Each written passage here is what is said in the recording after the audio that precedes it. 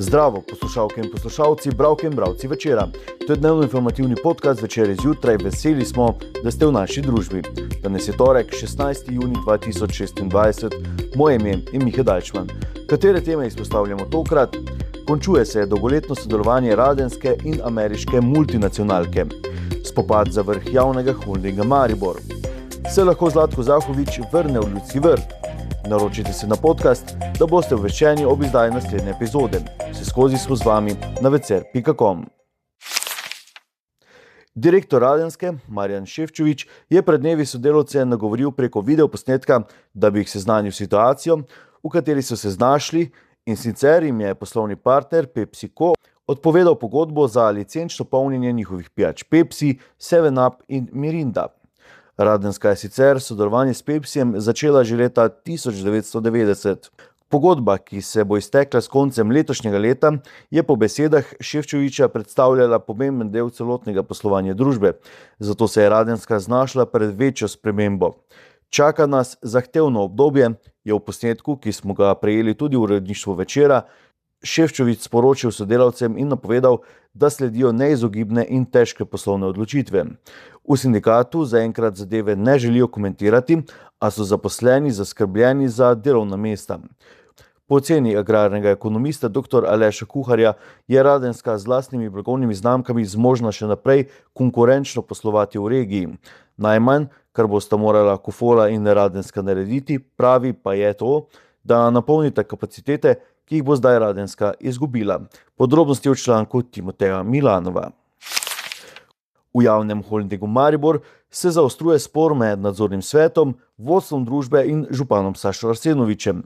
Mestni svet bo v četrtek odločal o razrešitvi 4 od 6 nadzornikov, ki jih Lista Arsenovič za Maribor obtožuje neučinkovitosti, notranjih nasprotij in neustrezne sestave. Nadzorniki očitke zavračajo in opozarjajo, da predlog prihaja v času, ko še poteka presoja odgovornosti poslovodstva in postopek izbire novega direktorja holdinga. Po neuradnih informacijah naj bi nadzorniki obravnavali več spornih ravnanj direktorja Andreja Richterja, ta pa odgovarja, da so bile pretekle preiskave zaključene brez ugotovljenih nepravilnosti. Ob tem je nadzorni svet objavil tudi razpis za novega direktorja, saj Richterju novembra poteče mandat. Župan Arsenovič je dejal, da razpis dejansko predstavlja neformalno nezaupnico sedanjemu direktorju. Gremo še k NK Maribor.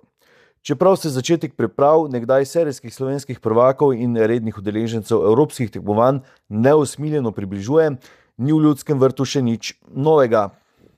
NK Maribor je tik pred vročim poletjem še kar brez trenerja, zelo omejenim igralskim kadrom in brez novega športnega direktorja. Funkcijo vodje nogometnih operacij sicer še opravlja Cem Bazgul, ki pa je na odhodu. Ekipa je poročala, da dogovor turškega šefa Acuna Ilicalija z Miranom Pavlinom, ki je pod Kalvarijo že služboval kot pomočnik športnega direktorja Zlatka Zahoviča, padel v vodo, kar pomeni, da se trenutni uslužbenec Nottingham Foresta ne bo vrnil v Ljudski vrt.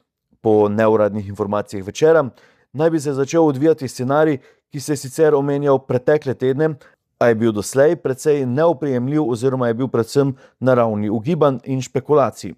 Včeraj naj bi le dobil bolj realne razsežnosti. Po njem bi se utegnil v klub vrniti kar Zlatko Zahovič. Ta naj bi bil najnovejša želja Ilicalija in ekipe, a smo se pri novih tujih lastnikih kluba že navadili, da so stvari precej nepredvidljive. Po informacijah, ki jih ima Večer, naj bi bile možnosti za vrnitev Zlatka Zahoviča 50-50. Torej je še vse odprto. Dogajanje bomo spremljali v Večeru in na vecer.com. To je bil Večer zjutraj 16. junija 2026. Z vami sem bil Miha Dajčman. Kakovostno novinarstvo lahko podprete tako, da se naročite na tiskani in spletni Večer, postanete naš sledilec in bralec na družbenih omrežjih, naročnik naših podcastov in newsletterjev. Tako boste podprli novinarstvo, ki prinaša avtentične vsebine, ki jih pripravljajo naši novinarji in jih drugje ne boste našli.